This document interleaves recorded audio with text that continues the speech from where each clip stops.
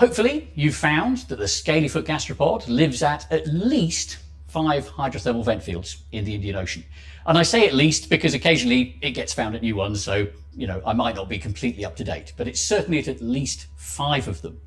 And at least 3 of those are in areas that are already licensed for exploration for future deep sea mining. So potentially at risk from future deep sea mining if it were to go ahead and mining of active hydrothermal vents were to be allowed as part of deep sea mining.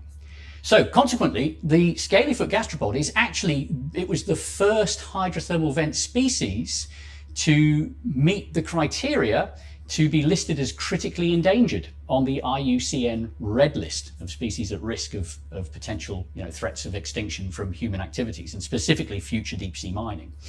So it's a very good example of that kind of future threat that we have. And now something like 39 other vent mollusk species are now also red listed as endangered by future deep sea mining, mostly in the Indian Ocean and Western Pacific, because that's where there's interest in mining hydrothermal vents. So that's the distribution, that's the vulnerability. Okay, what's the benefit though of protecting it? What have we been able to learn from it? Well, one thing in particular recently I think is really important.